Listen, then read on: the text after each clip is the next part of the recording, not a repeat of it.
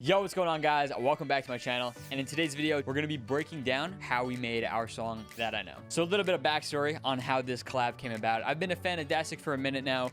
Him and I both release on Revealed Recordings, and he released a song called Perfect Lullaby, which is an absolute banger, and I shouted it out on my Instagram story. I'm like, yo, this track is just absolutely insane. He hit me back up on DMs and he was like, yo man, like, thanks for showing love to my track. We should make one ourselves. So that's pretty much how it came about. Really great, easy collab. Dastic's an awesome producer, awesome guy to work with. Dastic initially sent me a break idea with a bunch of great melodies and a vocal with a whole entire vibe already. I'm gonna take you into my session. We'll talk about a bunch of great stuff. So without further ado, let's get right into it. Alrighty, so here is the project for That I Know. And quickly, if you guys have never watched one of my walkthroughs before in the past, just know that this is going to sound slightly different than the final product. The way I like to produce personally, I produce everything in one project, and then when I'm done with that, I stem it all out, put it in a new project, and then that's where I mix and master and finalize everything. So again, this is going to sound slightly different, but honestly, for the most part, all the meat and potatoes is already there. Let me quickly play for you guys what this project sounds like, starting with the verse. I found love will stay if you go your own pace, and I'm glad I learned before we met. Now I love you right, my heart's been doing fine until, oh my God, I love you. We got together, we came home. Oh no, it's starting to lag. Here, build. Oh goodness, and then the drop. Hold on. I gotta see if I can turn up the latency. Okay, there we go. I fixed it. As you can hear, sounds very similar to the final product that's on Spotify that we are both very proud of and would appreciate if you guys go stream it. All right, enough plugging. So let's start with the drop, because that's probably what you guys are interested in the most. So for the lead,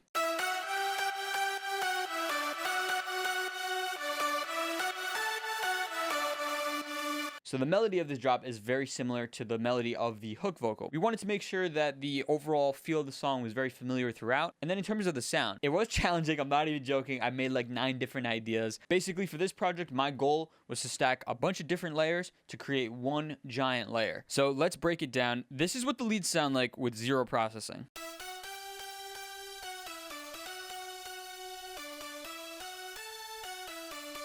And then with everything.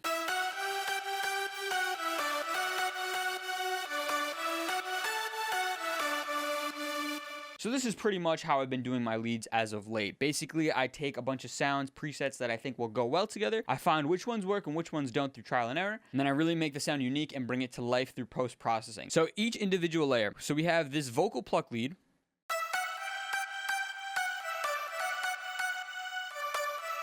Next up, we have the Ryos squeaky lead, which I like using a lot. It sounds very weird, but it's a good filler layer to help fill out the leads. Sounds like this.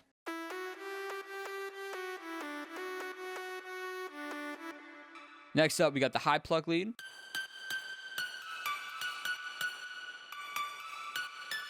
Then we have like a high super saw lead.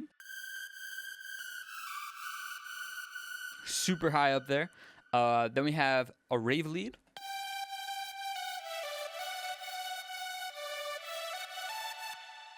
Then we have the ghost lead.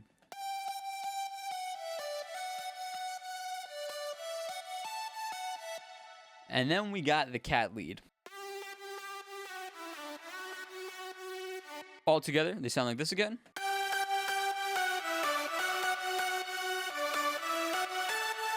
So as I mentioned, all the magic for me happens through finding the right layers that work together and then post-processing. For the individual tracks, it's relatively simple. I do little things here and there. A lot of the bulk of it is happening on the lead group.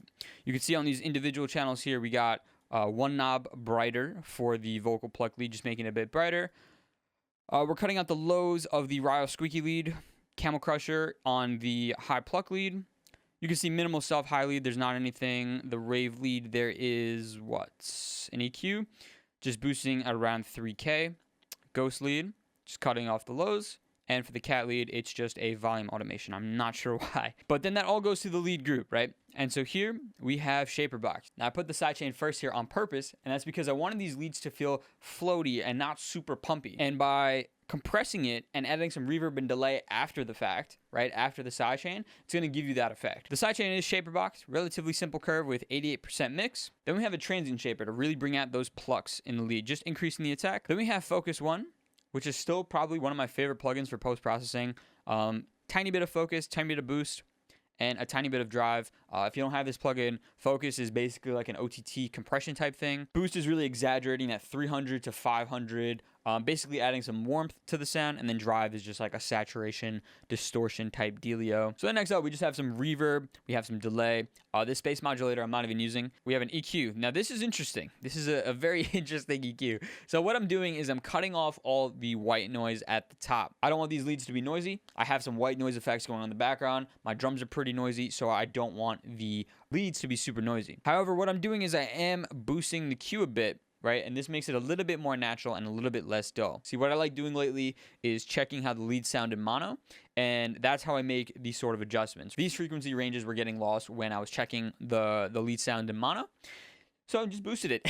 And then, you know, for the sides here, when the mix was in mono, it sounded fine. But when it was in stereo, it was too harsh. So that's why I opted for only cutting in stereo there. And then we just have a simple low cut. Easy peasy. Then we have one knob fatter here, which is just helping give the leads a little bit more warmth. Like this plugin, I'll allow for that. Next up, just a fruity balance to automate the volume. Now I have that whole entire track going to another group, right? So this is going straight here. And on here, we have an isotope imager. I'm basically just boosting from 140 to 2K, and then from 2K to 10K, and then 10K to 20K respectively through these bands here, just helping the leads get a little bit more stereo width. And then we have Soothe, which I absolutely love. This plugin is great for sort of taming those harsh frequencies. And then to round off this chain, I have the Diamond EQ, which I absolutely love. This is boosting the high mids, just making it a little bit more bright. After that, this is just some like automation stuff, filtering. This is like an EQ filter, maybe for the drop or something. I don't even see it in the mix. These two reverbs were just used to create the reverse reverb effect. And then I just have a gate, because sometimes with all the compression and stuff, brings up some floor noise. And then just another EQ, little stuff. You know what I'm saying? So that's it, ladies and gentlemen. Those are the leads. Next up for the synths, we have this fake vocal chant, which I use in pretty much all of my songs now. Just sort of creates that chanty anthem sort of effect. Processing is nothing crazy at all. Basically just got focus 1. Similar settings, just focusing on the warmth of the sound. We have Realm, I think you pronounce it. Realm? I don't know, but I like this reverb a lot. This is just giving it a little bit of space. And then another shaper box for the sidechain. Next up, we have the drop chords. Now, because we're going for a happy summertime track, I didn't want to use anything too harsh here. So for the chords, we have like a relatively easygoing synth.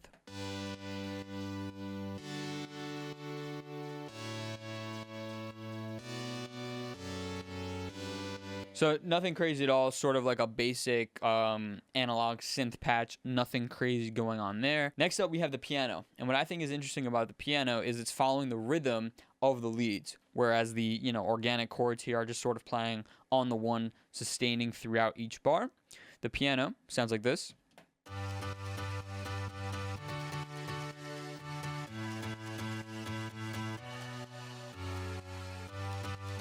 The layers here include a high piano layer.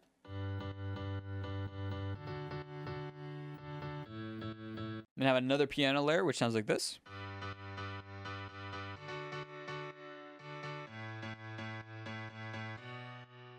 And then I added this sort of weird super saw from Nexus that goes along with the piano, which sounds like this.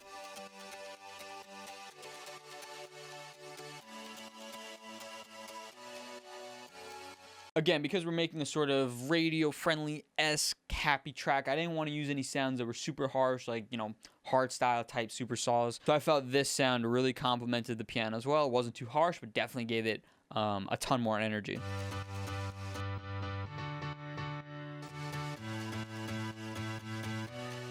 Processing, guys, very simple again. Similar stuff going on here. We got a bit of focus, a bit of boost, a bit of drive, some EQing. The tricky thing is with chords, which you'll see here. Well, first let me go through this quick. The piano low, I'm cutting off a bunch of lows and low mids, adding some OTT, and then the next is chords is just the Haas effect, making it super wide. The tricky thing is with progressive house is balancing those nice big chords, but maintaining some room for your lead sounds, which is basically what I'm trying to achieve here in this chord group, is compressing the mid-range a ton, because that's where the leads really lie. Just trying to make space for both so that they're not fighting with each other. So in the chords group, just have some EQ, OTT, Pro and B, shaper box for the sidechain, a gate just to tame some of that floor noise, and then just some EQing, filtering, some more EQing. Also, something to note too is that this doesn't work the same for every single project. Like if you guys watch on my other walkthroughs, you'll see that the general idea is the same, but the actual like way the sounds are EQ'd and compressed and detailed, it's always different, right? Because you have to just work with the source material. Don't just copy settings and think it's going to work for everything universally. Trust me, I've made that mistake and it doesn't bode well. So just keep that in mind. So altogether, the drop synths sound like this.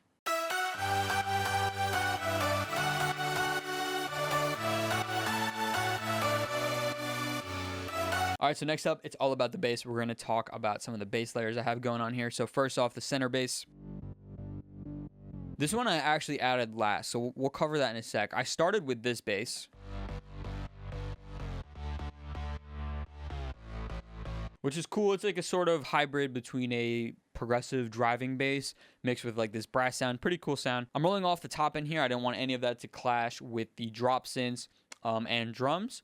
And some focus one here. I actually have the extreme settings on for focus and drive. Pretty cool. Helps the sound a lot. And then the next sound that I added was this big Ryos bass.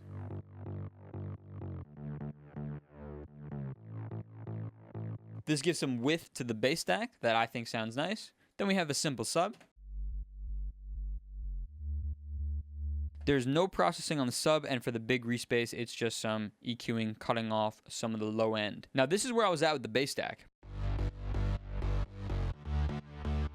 Now it sounds good, but in the mix, it was missing something. So I tried out a bunch of different bass sounds, and really I was missing some power in the center.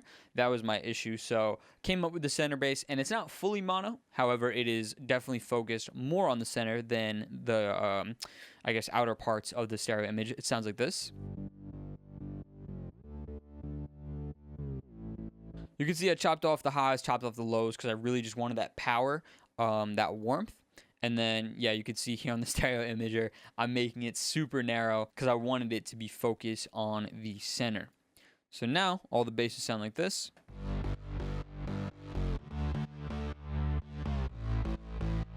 And the drop bass group, there's actually surprisingly nothing crazy going on here. Just some quick sidechain as well as some quick EQ.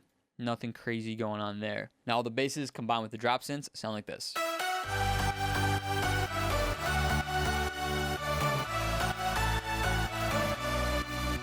Before we talk about the drums, I'll just quickly talk about some of the effects going on here. I just have a simple downlifter along with a crowd sound. I like to use those a lot. We have an impact at the very end of the drop here. This might be interesting to talk about, actually. Here is the vocal chop that I made for the drop, which is really cool, very simple. I literally just cut it up in the playlist. For the processing, it's Focus One. Again, surprise, surprise. I'm telling you guys, I love this plugin. I'm not sponsored or anything, but I'm just being honest. This is just what I like to use. I noticed with my own projects, I'll have like certain plugins that I use for the whole entire project. So in this case, it's Focus One, but I don't know. Sometimes it could be like Supercharger or it could be Camel Crusher. But yeah, in this project, you're going to see a ton of Focus One. I guess I was just on a Focus One kick, if you will. But for the processing, a lot of focus, a lot of drive, a lot of widening. And it's to give that vocal that cool effect that it has. It's pretty much done through Sound Toys, a little Alter Boy. I have a little drive going on here, but the real magic is happening in the formant automation. So you can see here, when the automation goes down, so does the formant. That's really what makes it sound cool in my opinion. And then just with those two plugins, the magic is already there. Now it's just a matter of EQ. I have a little bit of a dynamic EQ going on in this 300 range, and then taking out around 8K. As well as cutting off some lows. and we have some simple sidechain. And then we can talk about the drums. So I always like having a lot of fun with drums. You know, I think with progressive house, you have your standards, your kicks, your claps, etc. And then I like trying to add more stuff to it, little details that will help make it feel a little more unique and just add a little extra flavor to your drop, right? So, I mean, here, again, basics, kick, clap, ride. The progressive house standards, right? And then for this drop, we actually have some hats and shakers right off the rip. It just fit really well with this style of a drop. So with the hat and shakers in,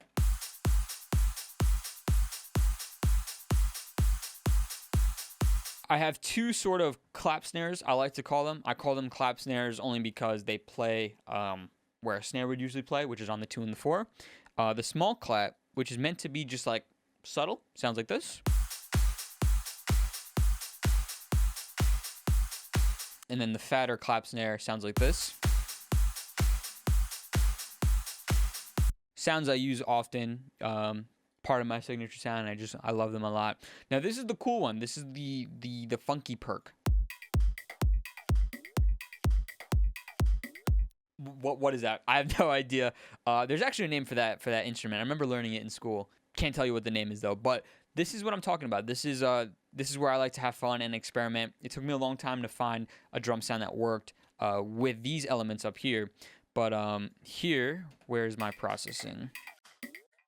Oh yeah, it's just a sidechain. Okay, it's a really tight sidechain. Whoops, sorry. It's really tight sidechain. Basically, oh yeah, there was a really heavy transient that was interfering on the kick. You could see like right here, and I just wanted to cut that out. It also sounds cool with that tight sidechain. It's like a little more groovy, but this just helps give the drop more movement and just feel a little cooler, you know? Give it a little bit more character. So the drum sound so far.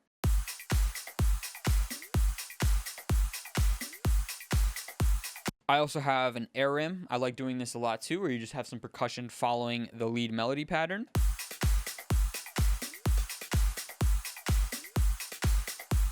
It doesn't follow it to a T. It just accentuates certain notes. I find that helps. Sounds pretty good. And then just down here, we have some fills. I'll play them for you guys.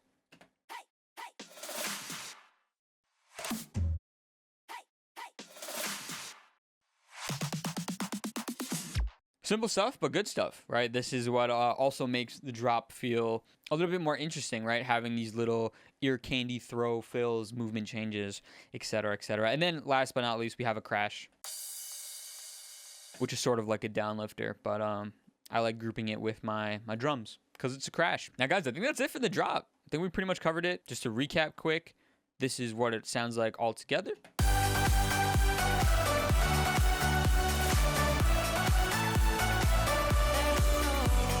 So yeah, sounds super lovely. I'm really, really proud of how this drop came out. And again, sounds slightly different than the final master if you missed it in the beginning. I did all the mixing and mastering in a separate project.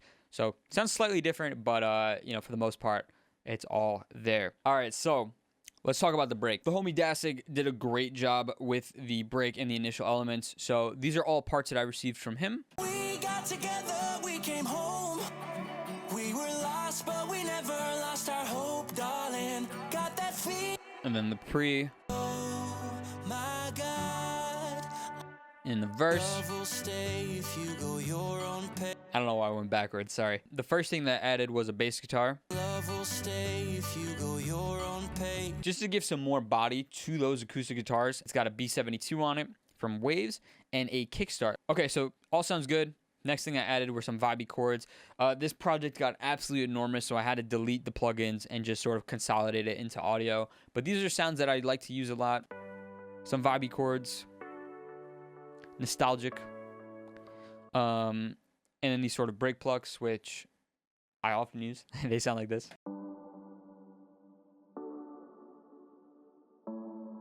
And my thought process here was just to add a sort of bed for that guitar to lay on. I wanted a little bit more vibe there, a little bit more of an atmosphere, I guess you could say. I have this sort of cool ear candy distorted vocal chant that I made. It sounds like this. And then with no processing. So just like a cool little vocal run. Basically to get it to sound like that, I've added a ton of compression. I added some little altar boy messing with the format. Then I have some reverb, some distortion, some EQing, and some delay. Get a cool little atmospheric sound to go along with the hook. And right now we're moving and grooving, guys. The only other thing that I've added here in this break is just some light drums. Sound like this.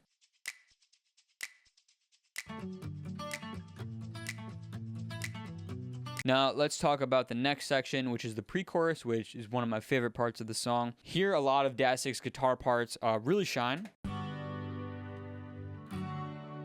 This is pretty much the star of the pre-chorus, besides the vocal obviously being the shining star. This is definitely the second most important element. So all these things that I've added underneath it are just sort of supporting layers. We have this atmospheric piano, which again is in audio, but it's basically just a piano that's filtered down a ton. I'm pretty sure I processed this twice. Yeah, so this was like already heavily processed, and then I processed it again. I only have the second go-around processing currently, but it's just rolling off some lows, adding a bit of vintage verb, and then some OTT. Then we have the drama piano, which I've been using often. Cool vibe. Then we have this nice big poly pad.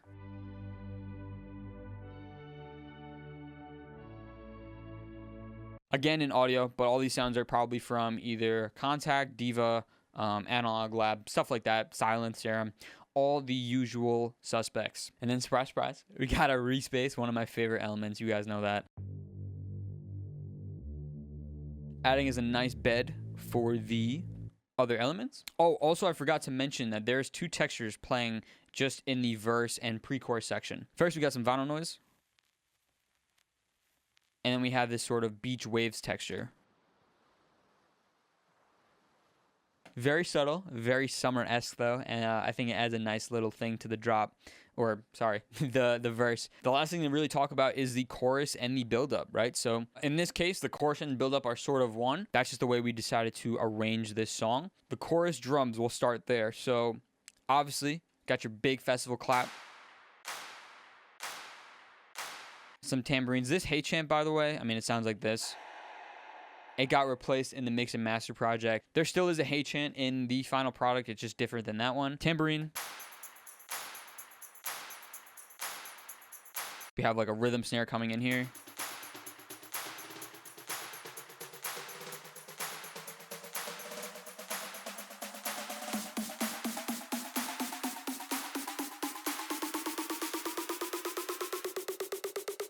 And then we have like the pre-drop stuff, which is just like a bunch of little layers.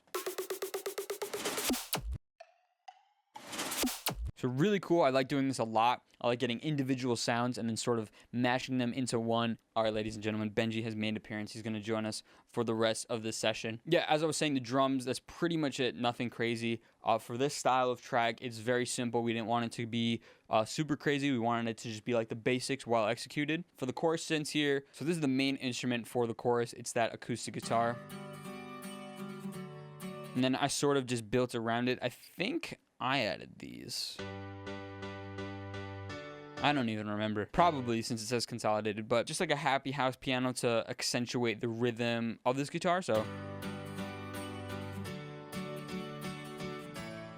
I have this piano support layer. Next up, here's a layer that gives some good energy to the chorus.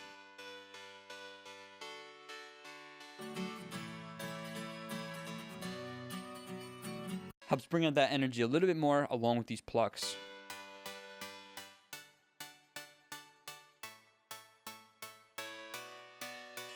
So yeah, balancing, keeping it sounding natural and more guitar / real instrument driven, but also giving it that support, giving it that EDM energy.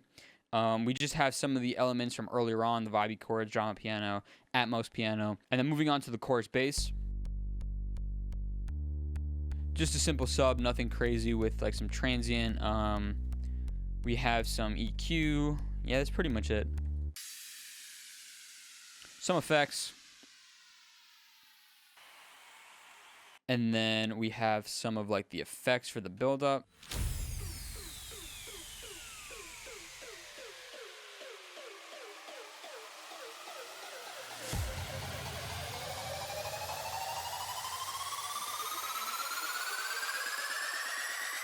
Sweet. So yeah, guys, I mean, I think that's pretty much it. The only difference, like, for the second go around was I added a kick.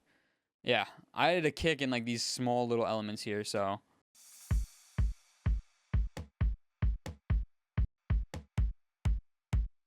Very small details. But yeah, I think other than that, guys, that's going to pretty much do it for the walkthrough of That I Know. So I hope you guys enjoyed this video, found it helpful. If you did, please be sure to hit that like button, hit that subscribe button, and hit the notification bell so you're notified the next time I upload. Please be sure to go stream our track That I Know, Dastic and I really, really appreciate it. We worked super hard on this one and are so proud of how it came out.